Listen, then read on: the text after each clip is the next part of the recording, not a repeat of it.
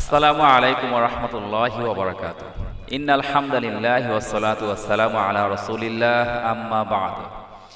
ফাকাদ ক্বালা আল্লাহু তাআলা ফি কালামিহিল মাজিদ ওয়া ফি ফুরকানিহিল হামিদ ওয়া ফি আমওয়ালিহিম হাক্কুল লিসাইলি ওয়াল মাহরুম।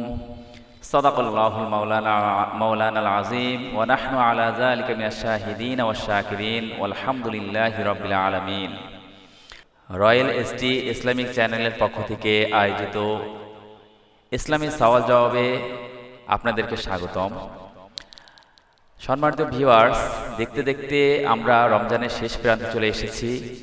রমজানের শেষ প্রান্তে এসে আপনি আমার জন্য কিছু করণীয় রয়েছে, কিছু করণীয় আমল রয়েছে। তার মধ্যে অন্যতম আমল হচ্ছে সদকাতুল ফিতর আদায় করা। সদকাতুল ফিতর কি? সদকাতুল ফিতর হচ্ছে সদকা, যেটা হচ্ছে দান করা। আর ফিতর অর্থ হচ্ছে ভঙ্গ করা, রোজা ভঙ্গ করা। রোজা ভঙ্গ করে ঈদের দিন আমরা যে কিছু সুন্নাহ মিষ্টান্ন আদায় করে, মিষ্টান্ন খেয়ে আমরা ঈদগাহে যাই, সেটা হচ্ছে সদকাতুল ফিতরের অন্তর্ভুক্ত অংশ। সদকাতুল ফিতর কিভাবে আমরা আদায় করব?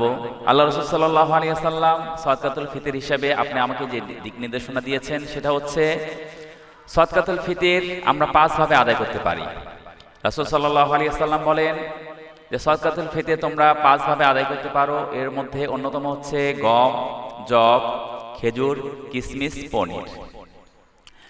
আল্লাহ রাব্বুল আলামিন যাকে যেমন সামর্থ্য দিয়েছেন, যাকে যেমন টাকা পয়সা ধন দৌলত দিয়েছেন, তার উচিত সেইভাবে সদকাতুল ফিতর আদায় করা। কারো যদি সামর্থ্য থাকে, সে কিশমিশের সমপরিমাণ টাকা দিয়ে সে সদকাতুল ফিতর আদায় করতে পারবে, বা ভালো মানের খেজুর দ্বারা সদকাতুল ফিতর আদায় করতে পারবে, বা পনিরের দামে সে সদকাতুল ফিতর আদায় করতে পারবে। আমাদের 2025 সালে সদকাতুল ফিতর সর্বনিম্ন যে হার ধরা হয়েছে ইসলামী ফাউন্ডেশন থেকে, সেটা হচ্ছে 110 টাকা। আর এটার হার এইভাবে হিসাব করা হয়েছে: 1 কেজি 665 গ্রাম আটার মূল্য। তো 1 কেজি 665 গ্রাম আটার মূল্য হচ্ছে আপনার 110 টাকা। কার যদি সামর্থ্য থাকে, সে সদকাতুল ফিতর কিশমিশের মূল্য হিসেবে 2100 টাকা, আপনার খেজুরের মূল্য হিসেবে 1800 টাকা এবং সর্বোচ্চ 2800 টাকা সে সদকাতুল ফিতর দিতে পারবে।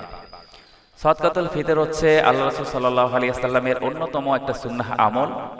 এই আমল সম্পর্কে আল্লাহ রাসূল সাল্লাল্লাহু আলাইহি ওয়াসাল্লাম হাদিস শরীফে ফরমান, সামুন মিন দুবুরিন আও কামহিন আনিল ইসনাইনি সাগীরিন আও কাবীরিন আও আবদিন যাকারিন আও উনসাল হাদিস। সদকাতুল ফিতর ছোট বড়, স্বাধীন পরাধীন, গোলাম এবং যে কোনো ধরনের প্রাপ্তবয়স্ক অপ্রাপ্তবয়স্ক নারী পুরুষের জন্য সদকাতুল ফিতর আদায় করা ওয়াজিব। এটা হচ্ছে আল্লাহ রাসূল সাল্লাল্লাহু আলাইহি ওয়াসাল্লামের সুস্পষ্ট বাণী, সদকাতুল ফিতর আদায় করতেই হবে।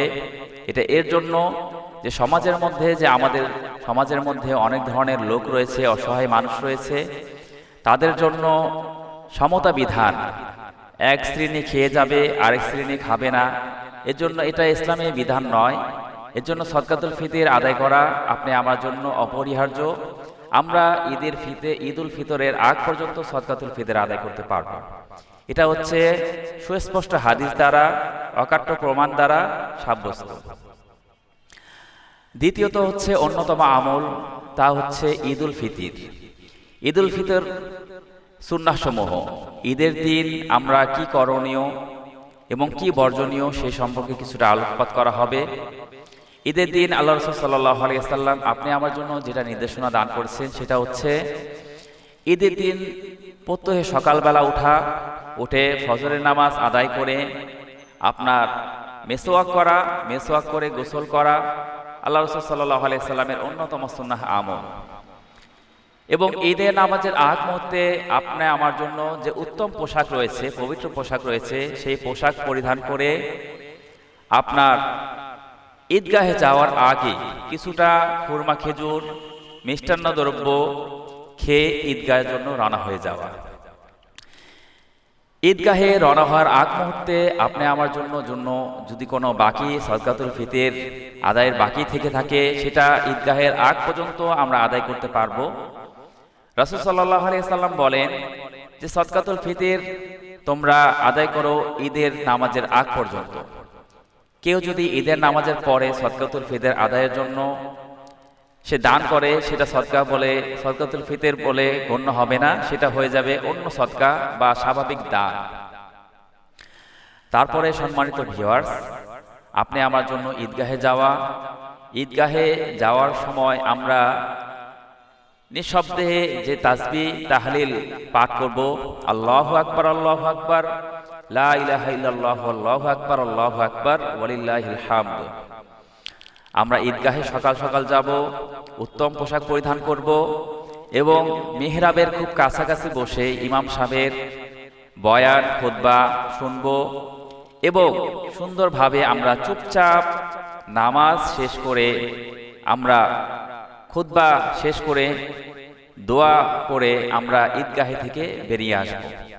ঈদের নামাজের পরে আমরা একে অপরকে অভিবাদন যেভাবে জানাবো, সাহাবা ইকরাম রাদিয়াল্লাহু আনহুম আজমাইন থেকে আমরা যেটা পাই সেটা হচ্ছে সাহাবা ইকরাম যেটা করতেন, তারা বলতেন তাকাব্বালাল্লাহু মিন্না ওয়া মিনকুম, আল্লাহ রাব্বুল আলামিন আপনাকেও কবুল করুন এবং আমাদেরকেও কবুল করুন। যথাসাধ্য শরীয়তের গণ্ডীসীমার মধ্যে থেকে আমরা খুশি উদযাপন করব। পাশাপাশি ঈদের নামাজের পরে আমরা এক রাস্তা দিয়ে যাওয়া এবং অন্য রাস্তা দিয়ে আসা, এটা হচ্ছে সুন্নাহ আমল। সম্মানিত ভিউয়ার্স, যেই কথাগুলো বলা হলো সেগুলোর মধ্যে অন্যতম হচ্ছে সদকাতুল ফিতর আদায় করা ওয়াজিব। এই আমলটা আমরা রমজানের আর বাকি যে কয়দিন রয়েছে এই কয়দিনের মধ্যেই ঈদগাহের আগ পর্যন্ত, ঈদের নামাজের আগ পর্যন্ত আমরা আদায় করতে পারবো। সেটা অন্যতমভাবে আপনার টাকার মাধ্যমে হতে পারে, আপনার খাবারের মাধ্যমেও সদকাতুল ফিতর আদায় করতে আমরা পারবো। আর আল্লাহ রাব্বুল আলামিন কোরআনের মধ্যে স্পষ্টভাবে ঘোষণা করে দিয়েছেন, অফি আমওয়ালিহিম হাক্কুল লিসাইলিন, নিশ্চয়ই গরিবের হক রয়েছে ধনীদের টাকার মধ্যে, ধনীদের সম্পদের মধ্যে। সেই হিসাব করে আমরা যাতে ঈদের দিন সবাই খুশি থাকতে পারি, সমাজের মধ্যে সবাই ধনী গরিব নির্বিশেষে খুশি থেকে শরীয়তের গণ্ডীসীমার মধ্যে থেকে ঈদের নামাজ আদায় করে এবং খুশি উদযাপন করতে পারি, আল্লাহ রাব্বুল আলামিন এই দুইটি আমল আপনি আমাকে সুন্দরভাবে সুন্নাহ অনুযায়ী আমল করার তৌফিক দান করুন। ওয়া আখিরি দাওয়ানা আলহামদুলিল্লাহি রাব্বিল আলামিন। আসসালামু আলাইকুম ওয়া রাহমাতুল্লাহি ওয়া বারাকাতুহু।